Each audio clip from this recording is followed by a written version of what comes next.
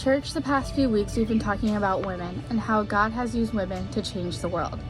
And what I love most about this reminder is that God will use anyone, no matter your age, race, wealth, gender. God can use you to love, encourage, and influence the lives of your friends and family. So today I'm going to talk about a woman we talked about in church last week. Her name is Esther. Now, I'm someone who's read and heard the story of Esther a ton of times throughout my life. But as I was reading for this devotion today, there was a part in the story that really stuck out to me. So we're going to go ahead and fast forward. Esther has already been made queen, and she's having a conversation with her family member, Mordecai. Now, Mordecai tells her of a plan to kill her people, the Jews. And Mordecai's asking her to do something that's pretty difficult. He's asking her to use her influence and power to go to the king and find a way to stop this from happening. Now, this is the same king who had just disposed of his first wife for doing something he didn't like.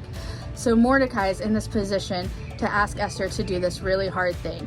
And so here's the conversation they have in Esther 4:14 through 17. It says, "If you keep quiet at a time like this, deliverance and relief for the Jews will arise from some other place, but you and your relatives will die. Who knows if perhaps you were made queen for such a time as this?"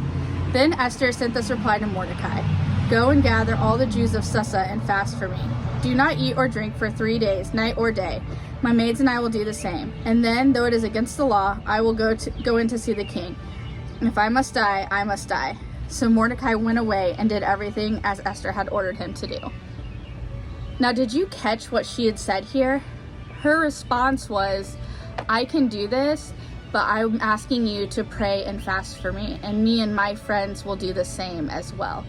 Esther knew she'd been asked a really hard thing to do, but also what Esther caught in there is that she didn't have to do that hard thing alone. That's something that I all too often fail to remember.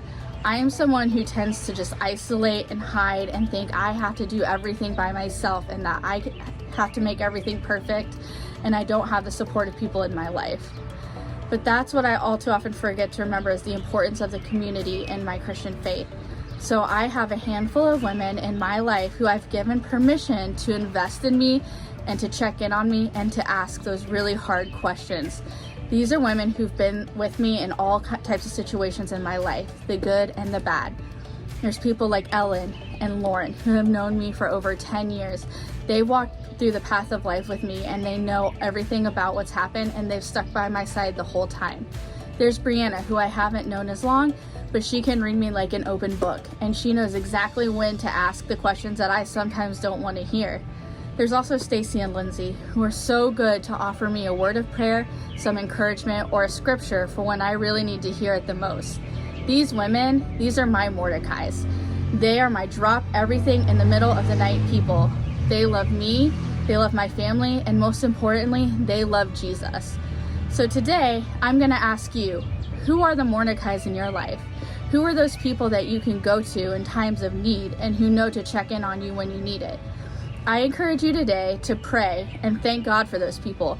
And if you don't have someone like that in your life, I pray that you ask God to be that person to someone else. I also encourage you to see who you can be in others' lives as well. Because as the story of Esther reminds us, we don't have to do the hard things alone.